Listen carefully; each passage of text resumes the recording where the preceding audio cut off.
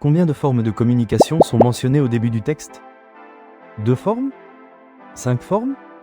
3 formes?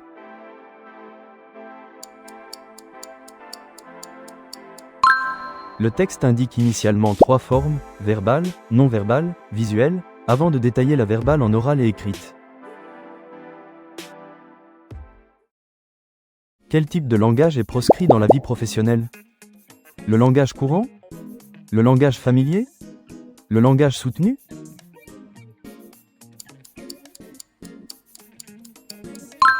Dans la communication orale professionnelle, le langage familier est inapproprié, contrairement au langage courant et soutenu.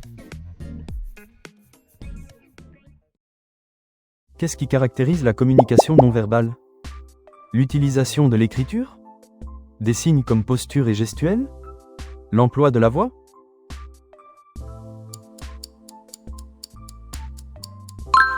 La communication non verbale utilise des signes corporels comme la posture, les gestes, les regards et les mimiques pour transmettre des messages. Quel élément permet au récepteur de faire connaître à l'émetteur ce qu'il a compris du message? Le canal? La rétroaction? Le contexte?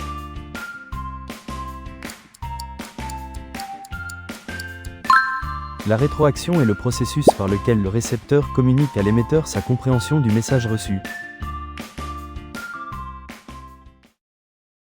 Comment appelle-t-on la communication qui va de l'équipe vers le responsable? Communication descendante? Communication latérale? Communication ascendante?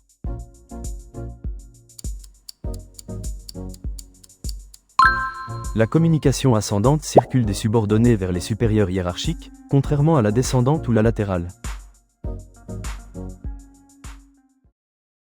Quelle règle doit être respectée lors d'une réunion d'équipe? Parler au nom des autres? Ne pas couper la parole? Critiquer les idées des collègues?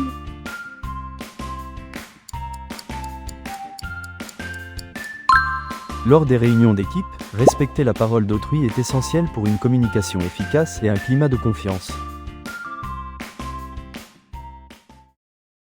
Sur quoi doivent porter les transmissions d'informations entre professionnels? L'interprétation personnelle? L'observation des faits? Les jugements de valeur?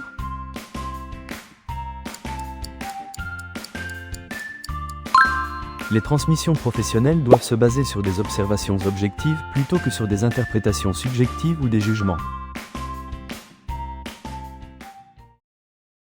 Quelle méthode est recommandée en cas de communication difficile avec les parents?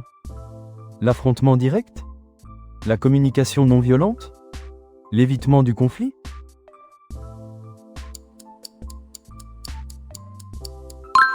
La communication non violente, CNV, en 4 étapes permet de gérer les situations tendues en exprimant observations, sentiments, besoins et demandes. Quelle est la première étape de la communication non violente? L'expression du sentiment? La formulation d'une demande? L'observation de la situation?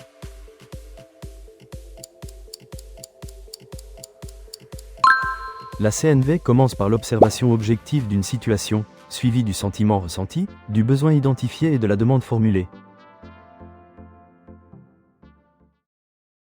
Quel est un frein à la communication lié aux personnes? Un lieu adapté? Des valeurs différentes? Une bonne écoute?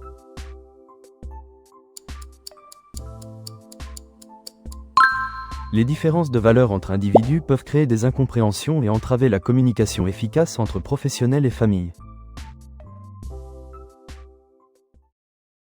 Quelle crainte peut avoir un parent face à un professionnel de la petite enfance?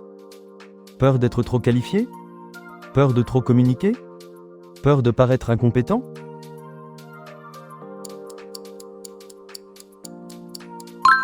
Les parents peuvent craindre d'être jugés incompétents dans leur rôle parental, ce qui peut freiner leur communication avec les professionnels.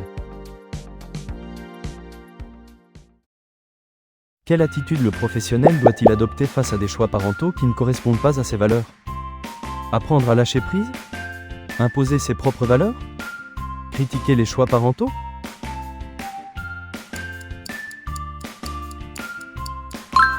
Le professionnel doit accepter que les parents fassent des choix différents des siens, en reconnaissant leur rôle de premiers éducateurs.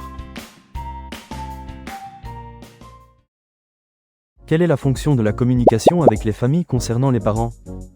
Remplacer le rôle parental? Soutenir la parentalité? Imposer des méthodes éducatives?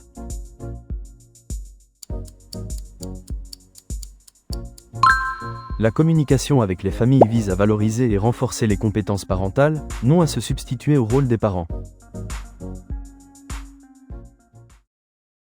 Que doit faire le professionnel pour favoriser une bonne communication avec les parents? Rester sur la défensive? Faire preuve d'empathie? Éviter la reformulation?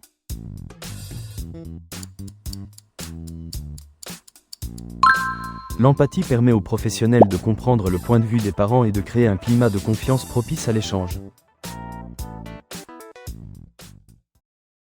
Quel type de communication s'établit entre la structure d'accueil et la famille?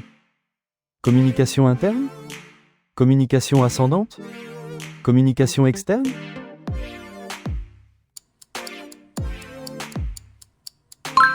La communication entre la structure et les familles est externe car elle implique des échanges avec des personnes extérieures à l'organisation. Que doit faire l'ATSEM vis-à-vis de l'enseignant concernant les difficultés des enfants? Garder les informations pour soi? Transmettre ses observations? Minimiser les problèmes?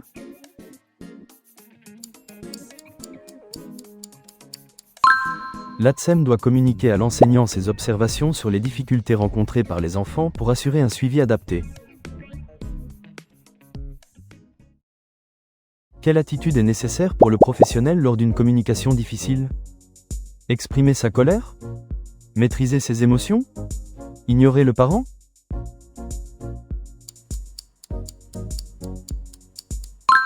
Le contrôle émotionnel est essentiel pour éviter d'amplifier les tensions et maintenir une communication constructive même en situation difficile. Quel est l'objectif de la recherche d'un compromis dans une situation de communication difficile? La soumission du parent? Une solution gagnant-gagnant? L'affirmation de l'autorité?